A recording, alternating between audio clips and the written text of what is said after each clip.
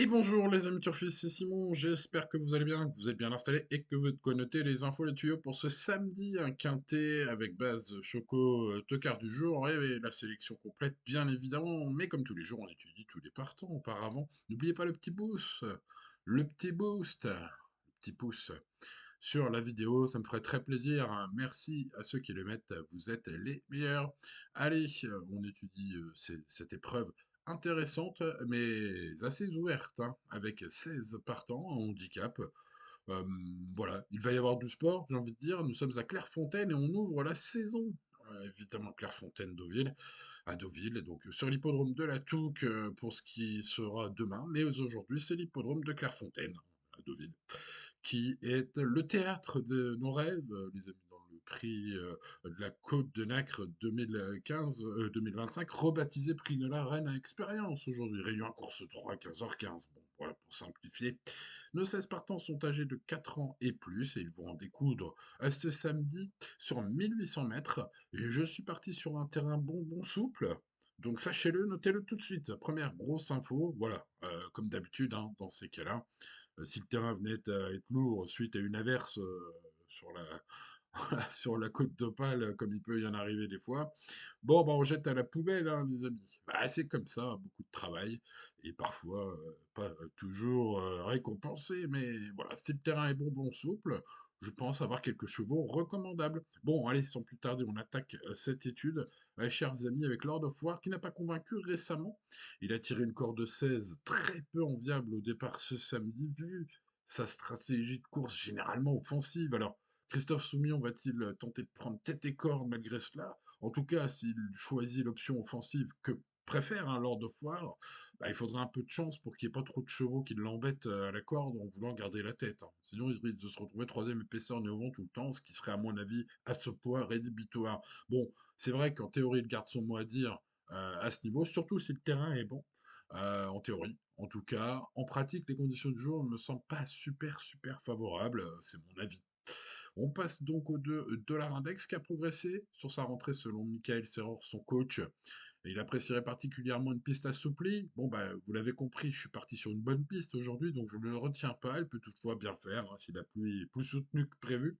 On va dire faire de météo pour ce numéro 2. Après, le cheval est susceptible de faire des progrès, hein. Il a peu couru cette saison et semble voilà, capable de faire des progrès, notamment vu son poids actuel, peut-être intéressant sur ses meilleures lignes. Bon, à chacun les siens, vous le savez, c'est le principe.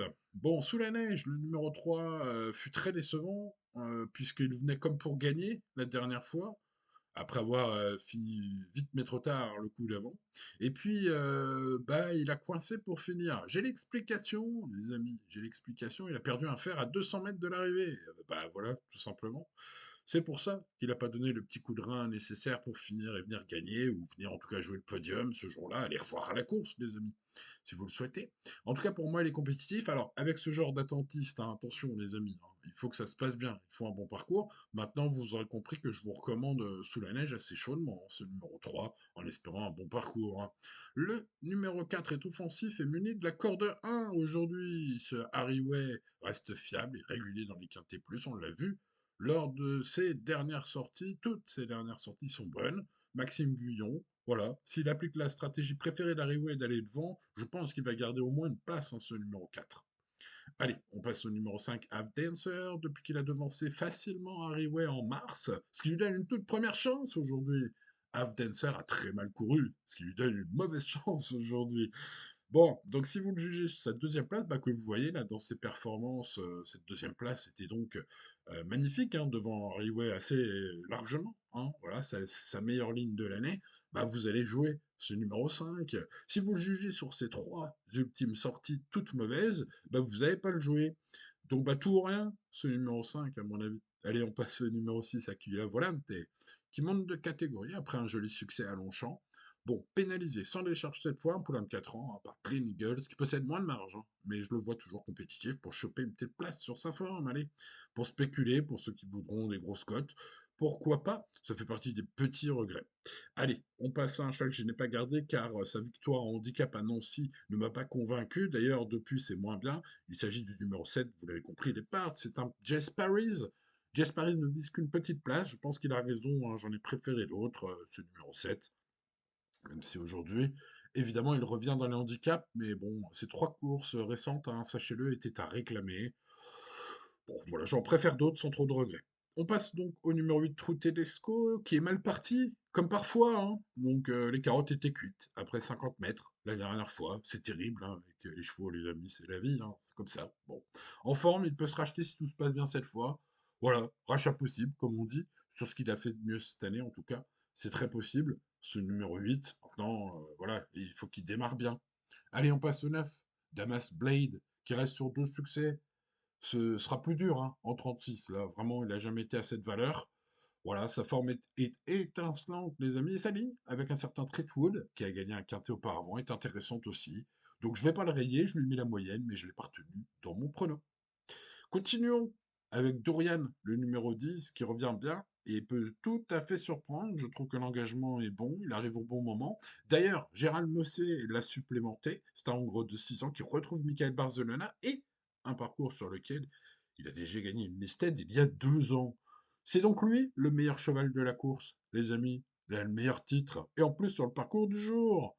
Bon, alors évidemment, il est moins en forme cette année, d'où sa baisse depuis 2 ans au poids, hein, pour se retrouver là en milieu de paquet dans ce quintet. En plus, il a tiré une corde de 15 peu enviable. Voilà, un fils de Golden Horde qui a les moyens de dynamiter ce quintet, les amis. Mais bon, voilà, va falloir qu'il montre sa vraie valeur. Si tel est le cas, beaucoup ne verrons que sa queue, hein. Passons au numéro 11, Johnny Hammer. Johnny Hammer qui revient sur une distance plus adaptée. 2 sorties cette saison dans les jambes. Ça pourrait l'aider à être en forme et frais à la fois. C'est un poulain, peu expérimenté, mais il n'est pas incapable d'en surprendre plus d'un à sa valeur 35. C'est un bel outsider, méta-vie. Ce 11, Johnny Hammer, bah, peut-être tenter le coup. Allez, on passe au 12, Selam, qui revient après des soucis de santé hivernaux.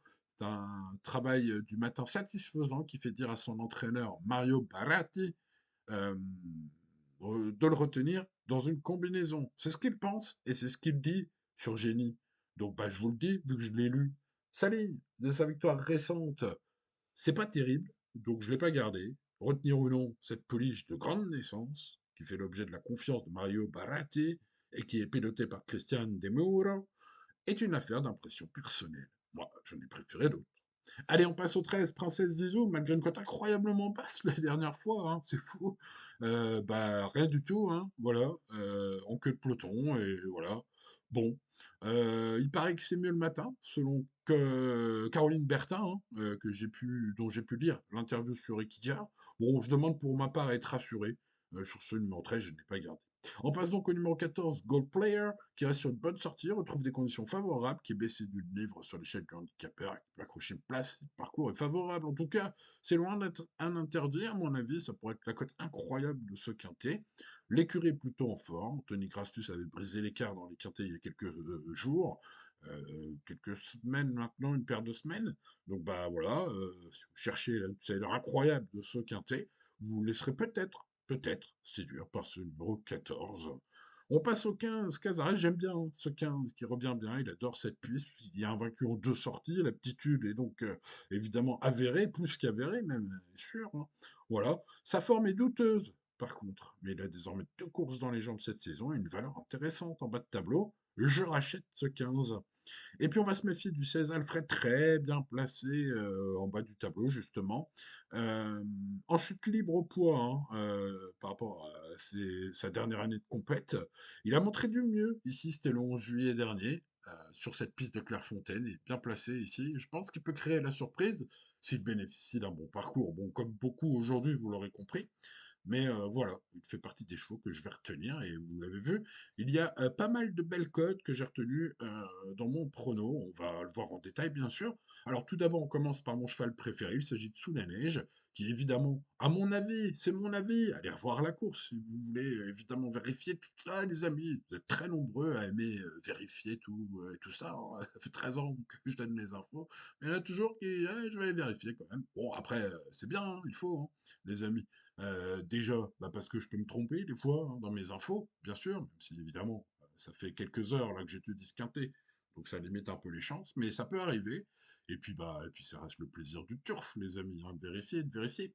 Bon, donc ce numéro 3, je le disais, pour revenir à ce que je voulais vous dire, essayez de les ferrer à 200 mètres de l'arrivée. Il venait bien, plein gaz. Et bah, d'un coup, il s'est mis à avoir moins de gaz. On se demandait un peu pourquoi. On a l'explication, puisque Gavin Herman l'indique sur Génie. Donc, bah écoutez, les amis, ce numéro 3 sous la neige, est mon préféré, devant Highway, le numéro 4, qui, vu ses 3 dernières courses à ce niveau, sa corde 1 et son tempérament offensif, et le fait que Maxime Guillon est aux manettes, semble être un point d'appui plutôt solide aujourd'hui.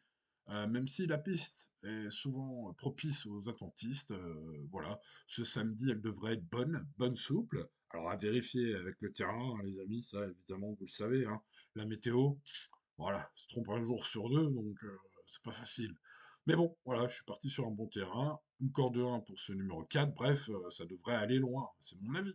Bon, tentons des cotes avec Dorian, le meilleur cheval de la course en valeur pure, puisque, bah évidemment, il s'est imposé sur la piste au niveau listed, hein, donc c'est les meilleurs titres pour ce cheval, en tout cas les 3 dernières années.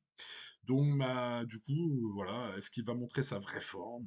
Ça, c'est la question, évidemment, qu'il faut se poser, hein. Et puis, il a une corde de 15 peu enviable. Malgré tout, ce 10, s'il fait sa vraie valeur, ça pourrait être le joli choco du jour. Et puis, en cote encore plus élevée, il y a Johnny Hammer, le 11. Je pense qu'il ne faut pas l'oublier, au moins sur l'un de nos tickets, puisqu'il revient sur une distance plus adaptée. Il a 2 sorties cette saison et se retrouve plutôt bien placé, à mon avis, en valeur 35. Très bel outsider, ce Johnny Hammer, le numéro 11. Donc on garde, et puis bah, on va passer à la sélection complète. 3, 4, 10, 11, je viens de vous les présenter. Et puis le 15, que j'aime beaucoup en bas de tableau aussi, hein. 2 courses dans les jambes cette année et évidemment une valeur ultra intéressante dans le bas de tableau. Et puis il adore cette piste. Je rappelle que ce numéro 15 y est invaincu en 2 courses, hein, sur cette piste de Clairefontaine. 3, 4, 10, 11 et 15 sont donc mes 5 chevaux préférés aujourd'hui. Quelques bons outsiders, bon, il y en a beaucoup, hein, vous l'avez compris. Voici ma sélection, on va dire. Half Dancer, le numéro 5, qui a devancé facilement Harryway, le grand favori du jour, hein. C'était en mars dernier, Harryway le numéro 4 aujourd'hui. Donc ce 5 bah, peut être meilleur des fois que Harryway. Ça peut, ça peut. Bon, maintenant, évidemment, ces 3 dernières courses sont très mauvaises. Bah, c'est ainsi. Ensuite, je garde le 8 True Tedesco. Bon, la dernière fois, tout s'est joué dans les 20 premiers mètres. C'était cuit, les carottes étaient cuites. Carrot are cooking au bout de 20 mètres. Voilà, bah, si vous rachetez ce numéro 8, bah, voilà, vous regarderez les 20 premiers mètres en espérant qu'il démarre mieux cette fois-ci. Et puis Alfred est très bien placé dans le bas du tableau. Il porte le numéro 16. Il est en chute libre au poids. Attention à un réveil de sa part. Et parmi les regrets, pour les champs réduits, etc., etc., je fais confiance à la forme Foresi pour ce qui est du 14 Gold Player, qui va être à cote astronomique et qui, voilà, pour mettre dans les chevaux associés en champ réduit, peut faire l'objet, voilà, d'une tentative. Mais vous le voyez, l'indice de confiance reste de 4 sur 10, hein. On monte pas très très haut pour ce samedi, donc restez, bon, comme tous les jours, raisonnable, d'autant plus quand l'indice de confiance est de 4 sur 10. Voilà les amis, je pense que bah, on a bien étudié le quintet de ce samedi. Je vous souhaite donc bonne chance et je vous dis à demain pour de nouvelles aventures. N'oubliez pas le petit pouce, n'oubliez pas le petit boost, n'oubliez pas de vous abonner à la chaîne si ce n'est pas encore fait. Et à demain pour de nouvelles aventures. C'était Simon. Ciao ciao.